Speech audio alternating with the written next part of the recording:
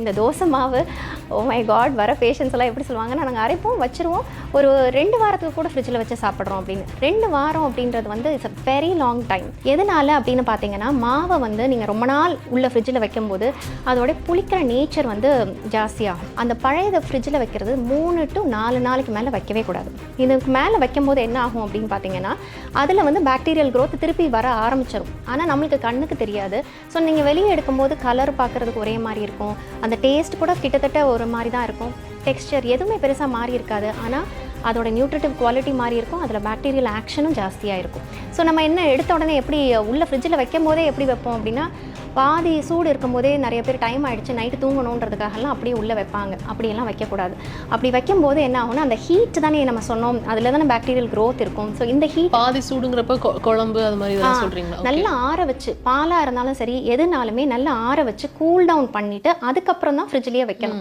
இதுதான் first step நம்ம ஃப்ரிட்ஜில் வைக்கிறதுக்கு பார்க்க வேண்டியது. அடுத்து உள்ளே வச்ச பொருட்களை வந்து நம்ம வந்து எடுத்த பிறகு அந்த சில்னஸ் போகணும். நிறைய பேர் என்ன சொல்லுவாங்க, இப்போ சட்னி எல்லாம் வைப்பாங்க, அது வெளியே எடுத்து வச்சுட்டு ஆறிடுச்சு சில்னஸ் போயிடுச்சுன்னா அப்படியே யூஸ் பண்ணுவாங்க.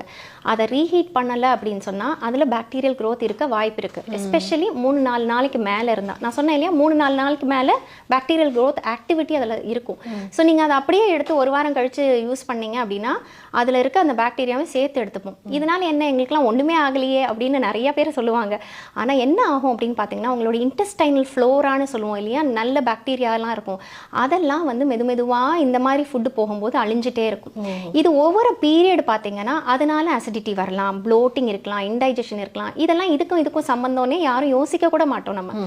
ஸோ இந்த விஷயம் வந்து எப்படி நம்ம கவனத்துக்கு எடுத்துகிட்டு வரணுமோ அதே மாதிரி வெளியே எடுத்துகிட்டு வந்த பொருளை வந்து ஹீட் பண்ணணும். ஹீட் பண்ணுறது நிறைய மெத்தட்ஸ் இருக்குது. அதில் பெஸ்ட் ஃபார்ம் அப்படின்னு பார்த்தீங்கன்னா ஸ்டீமிங்.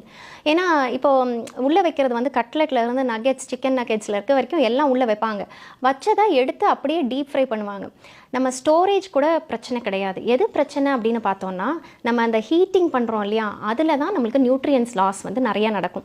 என்ன நியூட்ரியன் லாஸ் ஆகும் அப்படின்னு பார்த்தீங்கன்னா விட்டமின் பி அண்ட் சி, அந்த வாட்டர் சால்யூபிள் விட்டமின்ஸ் வந்து குக்கிங் ஏற்கனவே பண்ணும்போது வி வில் லூஸ் இட்.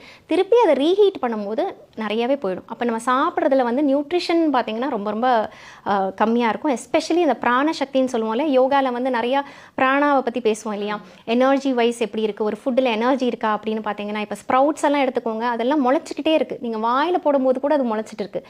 அப்போ அதில் வந்து பிராண சக்தி ஜாஸ்தி.